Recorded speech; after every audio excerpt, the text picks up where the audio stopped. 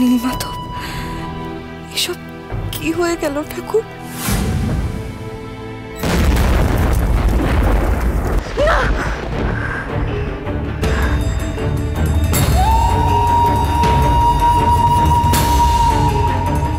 না, এটা হতে পারে না। কেউ জানুক না জানুক, ছোট মালিককে তো জানাতেই হবে যে আমি বেঁচে আছি। উনি নিশ্চয়ই এতক্ষণে না, একবার ওনার সাথে কথা না বললে যে আমার মনের ভেতরটা কেমন করছে। আচ্ছা, উনি তো বাড়ি ফিরে গেছেন, কিন্তু উনি ঠিক আছেন তো?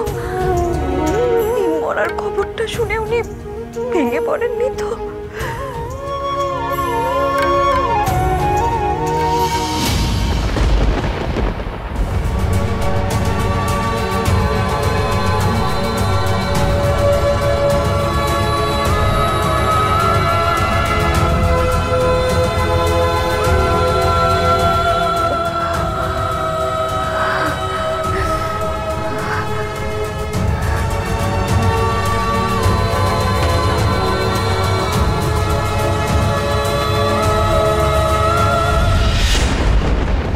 আমার চিকিৎসা করাবে?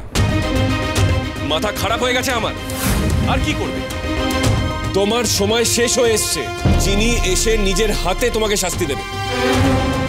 একটু বোঝার চেষ্টা কর না বাবা, দেখ চিনির জন্য আমাদের সবার মন কাঁদছে, কিন্তু কি করবো আমরা কি করতে পারি বল? শ্রাদ্ধ না হলে তো চিনির আত্মা শান্তি পাবে না। ওর অতৃপ্ত আত্মা এখানেই ঘুরে বেড়াবে বাবা। ভালো তো, আমি তো চাই চিনি আমার কাছেই থাকুক, আমার কাছে থেকে যাক।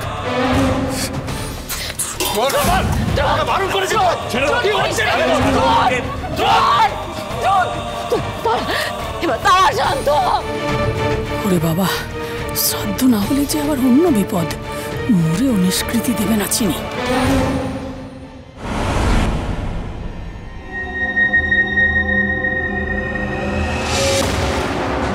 যা করার লুকিয়ে করতে হবে।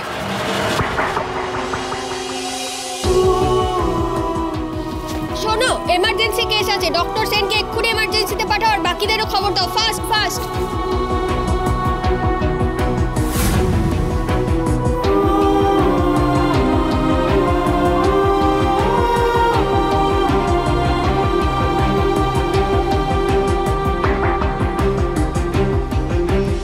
ছোট মালিকের মোবাইলে ফোন করলেই তো হাসপাতালের নাম্বার পেয়ে যাবেন। তাহলে কি আমি বাড়ির ল্যান্ডলাইনে একবার ফোন করব?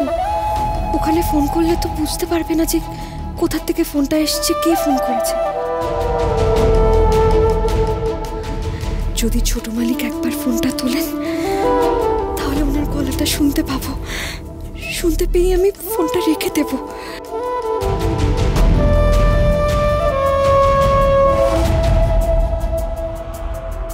আমার সামনে চিনি শ্রাদ্ধ করবে, আমাকে রাঁচিতে পাঠাবে, সব শেষ করে দেবো, আমি সব ধ্বংস করে দেবো। হ্যালো, আমি তো বারবার বলছি চিনি বেঁচে আছে, চিনি মরতে পারে না, চিনি আমাকে কিছুতেই ছেড়ে যেতে পারে না। হ্যালো হ্যালো, কে বলছেন? কথা বলছেন না কেন? ছোট মালিক, আপনি আমার জন্য। হ্যালো,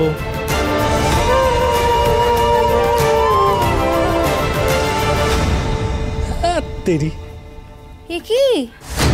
আপনি এখানে কি করছেন? শরীরের এই অবস্থায় উঠে এসে ফোনে হাত দিয়েছেন?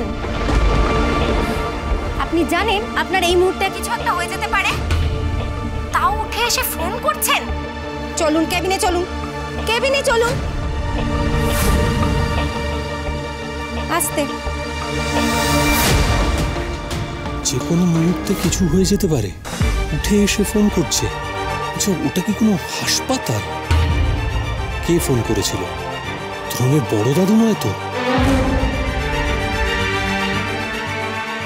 ধরন তো বলেছিল শেষবার বড় পিসে মশাইকে হাসপাতালেই দেখেছে।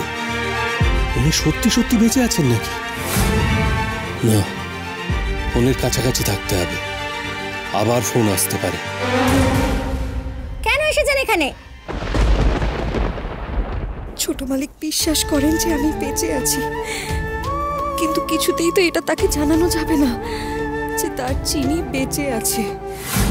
নাহলে নাহলে কর্তামাকে তো শাস্তি দেওয়া যাবে না। ও মা, মা বলছিলাম কি, ওই চিনির শ্রাদ্ধ যদি না হয়, চিনি আবার ভূত হয়ে আমাদের ঘাড়ে চাপবে না তো?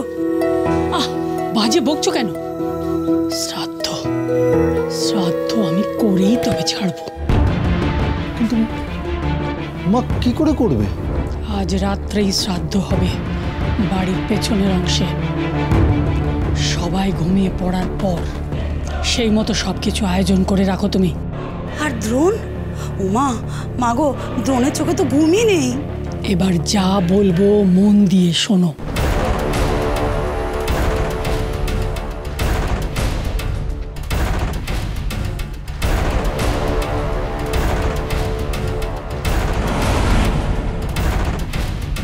এবার যাও, যা বললাম সব ব্যবস্থা করো গিয়ে।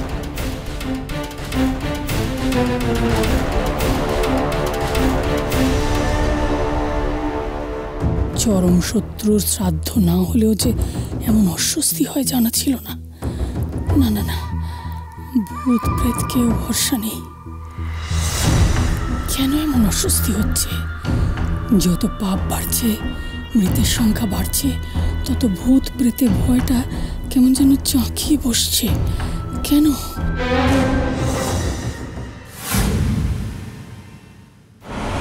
দ্রোণ, ও দ্রোণ, তুমি আবার কি বলতে এলে? আমি কিচ্ছু বলতে আসিনি বাবা, আমি খালি বলতেছি তুই দুধটুকু খেয়ে নে। সকাল থেকে দেখ তুই দাঁতে কিচ্ছু কাটিসনি, এরকম ভাবে থাকলে শরীর খারাপ করবে বাবা। সকাল থেকেই বাড়িতে যা চলছে আমার আর খেতে ইচ্ছে করছে না। আচ্ছা, এই কিরকম কথা বলতো? তুই যদি না খাস তাহলে তোর বাবা খাবে না, তোর মা খাবে না, তারপরে যদি অন্তরার শরীরটা খারাপ করে।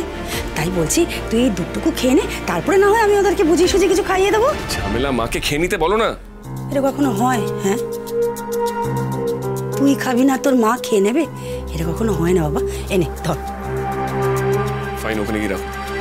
আচ্ছা, দুধের গ্লাসে ঘুমের ওষুধ মেশানো আছে, না খেলে তো আবার শ্রাদ্ধের কাজে ব্যাগরা দেবে। আবার রেখে দিলে যদি না খায়, না না, তাহলে তো মা আবার আমাকে কথা শোনাবে। রিস্ক নেওয়া যাবে না। শোন না বাবা, বলছিলাম কি, দেখ তুই যদি না খাস না তাহলে বাড়ির কোনো মানুষই দাঁতে কিছু কাটতে পারবে না। এনে দ্রোণ, ধর খেয়ে নে, লক্ষ্মী শোনা আমার, ধর। ফাইন দাও। হ্যাঁ, এই তো খেয়ে নে।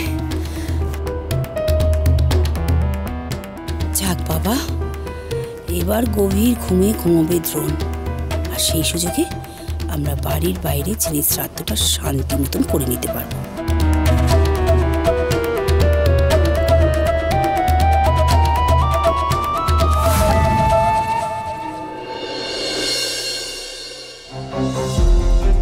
আমি বেশ বুঝতে পারছি, আমাকে না দেখে আপনি একেবারে ভেঙে পড়েছেন ছোট মালিক। আমার ইচ্ছে করছে এক ছুটে গিয়ে আপনাকে জড়িয়ে ধরে বলি, এই তো আমি আপনার কাছেই আছি। কেউ তাকে কেড়ে নেয়নি, কেউ না। তুমি যে বেঁচে আছো কথা কাউকে জানালে চলবে না। না, আমার যে আর কিচ্ছু করার নেই ছোট মালিক। আপনি ভেঙে চুরমার হয়ে যাচ্ছেন জেনেও আমার আপনার কাছে যাওয়া হবে না। সবার আগে আমাকে সুস্থ হতে হবে